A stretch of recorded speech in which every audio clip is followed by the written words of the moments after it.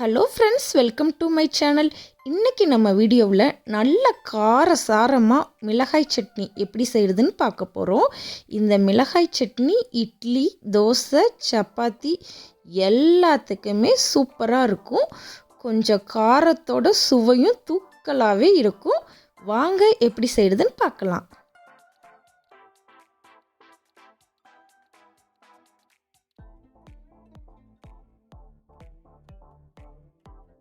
இந்த சட்னி செய்ய தேவையான ஐட்டம்ஸ்லாம் இதுதான், நீங்கள் நோட் பண்ணிக்கோங்க. 10 மிளகாய் வச்சு பக்குவமாக சட்னி செய்ய போகிறோம். நீங்கள் 10 பச்சை மிளகாயுமே இந்த மாதிரி நீங்கள் கட் பண்ணிக்கணும். ரொம்ப மெல்லிஸாக கட் பண்ணிக்கணும்.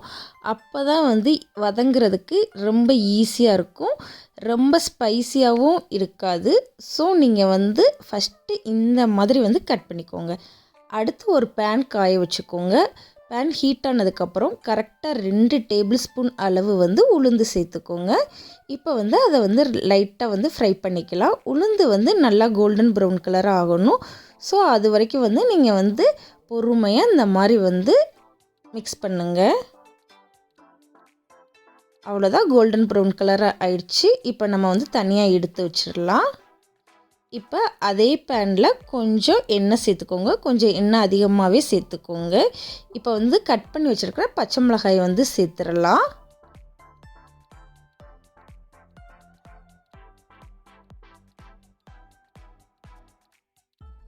இப்போ பச்சை மிளகாய் நீங்கள் வதக்குங்க. இந்த க்ரீன் கலராகவே இருக்கக்கூடாது. பச்சை மிளகாய் ரொம்ப கருகவும் விட்டுறக்கூடாது. பார்த்தாலே உங்களுக்கு தெரியும், அங்கங்கே நல்லா ஒயிட் கலராக இருக்கணும். ஸோ நல்லா பச்சை மிளகாய் ஃப்ரையாக இருக்கணும் அந்த மாதிரி. இப்போ 4 பூண்டு ஆட் பண்ணிக்கோங்க. அப்புறம் இஞ்சி ஒரு பீஸ், குட்டி பீஸ் ஆட் பண்ணிக்கோங்க. இப்போ இது எல்லாத்தையுமே நல்லா வதக்கிடலாம்.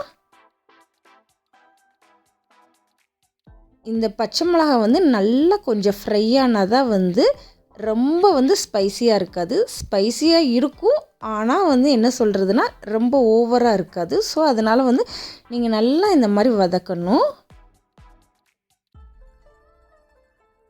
இப்போ பூண்டு, இஞ்சி, பச்சை மிளகாய் எல்லாமே நல்லா வதங்க ஆரம்பிச்சிடுச்சு.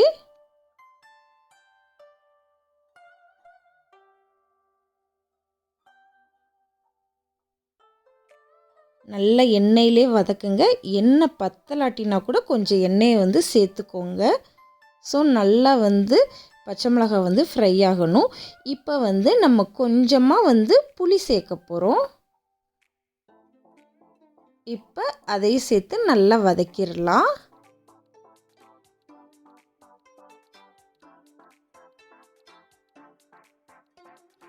பச்சை மிளகாய்க்கு நல்லா வதக்கணும் இந்த சட்னி செய்கிறதுக்கு. அதுதான் ரொம்ப ரொம்ப முக்கியம்.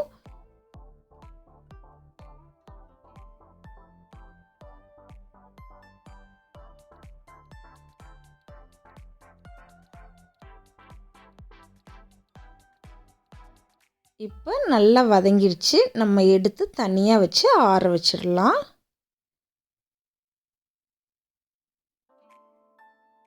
இப்போ நம்ம அரைக்க போகிறோம் சட்னி. ஸோ அதனால் உளுந்தை ஃபஸ்ட்டு போட்டுடலாம். அதுக்கடுத்து நம்ம வதக்கி வச்சுருந்த பச்சை மிளகாய் ஜாரில் போட்டுருங்க.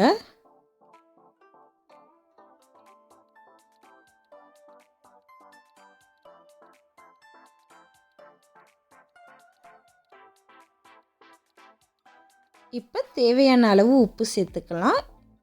கொஞ்சமாக தண்ணி ஊற்றி நீங்கள் கொரப்பாக அரைச்சாலும் ஓகே, இல்லாட்டினா நல்லா மைல்டாக அரைச்சாலும் ஓகே. நான் கொரப்பாக அரைச்சிருக்கேன். ஸோ இதை ஒரு பவுலில் நம்ம மாற்றிடலாம். நீங்கள் நல்லா நைஸாக அரைக்கிறனால அரைச்சிக்கோங்க. இந்த மாதிரி கொரப்பாக அரைக்கிறனாலும் நீங்கள் அரைச்சிக்கலாம். ரெண்டுக்குமே சட்னி சூப்பர் டேஸ்ட்டாக தான் இருக்கும். ஸோ உங்களோட ப்ரிஃபரன்ஸ் எதுவோ அது மாதிரி அரைச்சிக்கோங்க.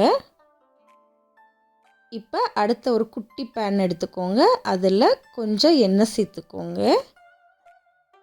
எண்ணெய் காஞ்சதுக்கப்புறம் கடுகு, உளுந்து, கடுகு வந்து லைட்டாக பொரியணும். பொரிஞ்சதுக்கப்புறம் வெடித்ததுக்கப்புறம் கருவேப்பிலை வந்து சேர்த்துக்கோங்க.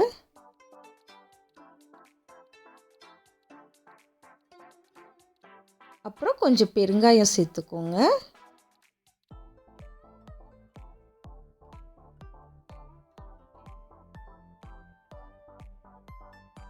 அவ்வளோதான். இப்போ இதை வந்து நம்ம சட்னியில் ஊற்றிடலாம்.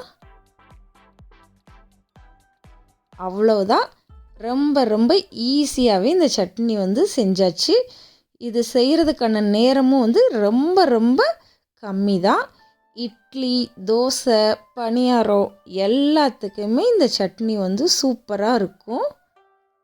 கொஞ்சம் டிஃப்ரெண்ட்டாக வந்து இந்த சட்னியை வந்து நீங்கள் ட்ரை பண்ணணும் அப்படின்னு நினச்சிங்கன்னா, உங்களுக்கு வந்து ரொம்பவே வந்து ஸ்பைசி பிடிக்கும் அப்படின்னு நினச்சிங்கன்னா, இந்த சட்னி வந்து தாராளமாக செஞ்சு சாப்பிடலாம். சூப்பராக இருக்கும் டேஸ்ட்டும். உங்களுக்கு என்னோடய வீடியோ பிடிச்சிருந்துச்சுன்னா மறக்காமல் நம்ம சேனலை சப்ஸ்கிரைப் பண்ணுங்கள். பாய்.